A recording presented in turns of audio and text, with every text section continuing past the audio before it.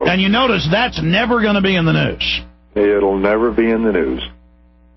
Well, what can we do to turn this around? I mean, people can get your book, give it to other physicists, give it to other climatologists. I mean, I'm a nobody when it comes to this, but I've read what all the experts are saying, and they're saying this is a fraud.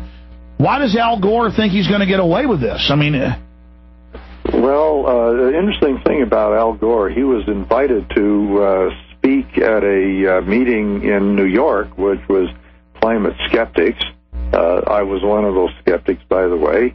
And he was invited to speak, and they said, name your price. And they know that his price is usually $200,000 per lecture. He gets big money out of this thing. And he refused to speak in front of this group.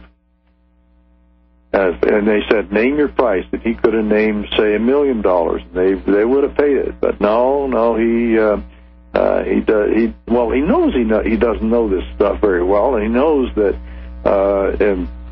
any climate scientist on the planet can shoot him down because of his errors.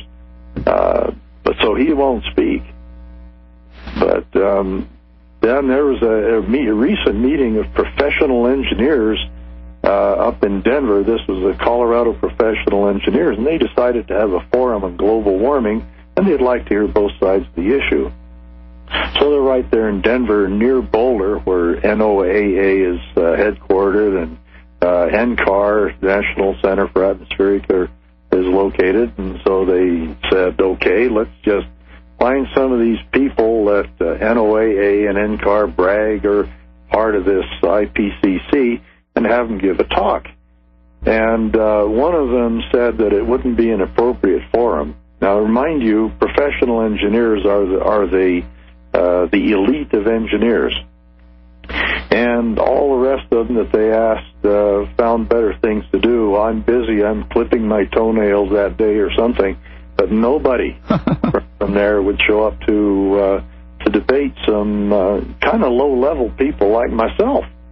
And it wasn't going to be a debate. They could just make a presentation and leave if they wanted to. Well, sir, you've said it. You realize that the big banks and the big money, and they're publicly behind it, and we have government documents, they want the global taxes, and they can't just come say, hey, big government's good. People know it's not good now. They've pretty much woken up to that.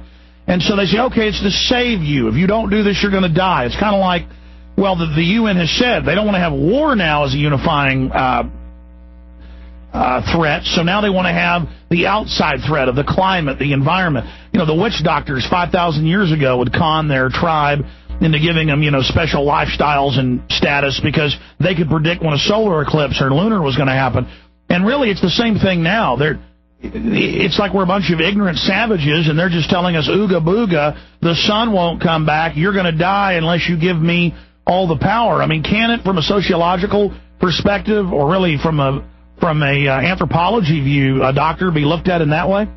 Well, yeah, and I would add another example. Perhaps you've experienced this thing on your computer that you've logged onto some site on the web, and then all of a sudden some pop-up starts telling you that you've got some virus in your system or something, and then you got to get some computer program to remove it. And then every time you turn around, you get this pop-up telling you have to go get this stuff to get the junk out of your system. Well, this is what we call extortionware. Yes. Yeah. And the same thing is happening in the global warming scenario, that people are basically extorting through fear. You have to pay us. Well, that's my final point, Doctor, and it's this. Now I'm sure you've heard that government heads and others have called for our arrest. They're saying it's like Holocaust denial, that if you deny that there's global warming and that we need to fix it, that you need to be arrested because it's a crime against humanity? Well, I haven't heard the arrest part, but I certainly have seen the silencing part. No, listen, you can Google that, and it's all over the British and German news, where they're saying that denying this is like denying the Holocaust and should be illegal. Yeah, well, I look at it this way. Al Gore got the Nobel Prize. It's the Nobel Peace Prize, which puts him right up there with Yasser Arafat. And he refers to people like us as skeptics and deniers, and that puts us right down there with Galileo. Thank you. Absolutely. It does move, doesn't it? It certainly does. Well, we appreciate you coming on. Tell us about a couple of the books. Well, I have the primer on CO2 and climate. It's available at baleslake.com, and it's available at Amazon also.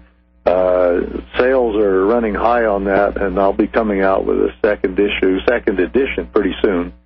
And then another one is called The Solar Fraud Second Edition. The subtitle is Why Solar Energy Won't Run the World. Well, they're clearly going for broke now. I mean, they don't care that they've been shown to be frauds. This being one of the coldest winters in modern times, though, federal government even admitting that right now globally, they're going to have trouble spinning this gloom and doom when every one of their conferences keeps getting blizzarded out. Yeah, well, actually, I look forward to having this whole thing quiet down and winding up with a bunch of unsold books, because the thing has gotten out of people's minds and they're just not excited about it anymore. Well, I think we're starting to turn the corner. A lot of people who believed in it a year ago, when they saw the NFL pushing it and Bush even saying he was for it now, I think the massive corporate push, people went, wait a minute, something stinks. Well, yeah, I think so, but you have to be eternally vigilant, because they're always out there and they're after your pocketbook. So. Oh no, I agree that the fight's hot and heavy. We're in the thick of the fight. I just think that now people are finally realizing it's a fraud. They're not stopping. Maybe that's why they're tripling and quadrupling. I mean, have you seen how they're just going wild? Do you think that's maybe they're getting desperate? Or? Well, I think so, but by the way, I have written a paper once that was published in Nuclear News, and it advised the nuclear industry not to take on this global warming as an argument for nuclear, because nuclear has plenty of its own merits, and they should not rest a strong case on weak arguments. And I don't know if that had any influence on the nuclear community, but I am happy to say that they have been fairly circumspect about this issue. They haven't joined that bandwagon. Absolutely. All right. Well, thank you so much for spending time with us. He's Howard C. Hayden. A primer on CO2 and climate is his best-selling book right now. Thanks for spending time with us. You're very welcome. Thank you. You bet. There you go.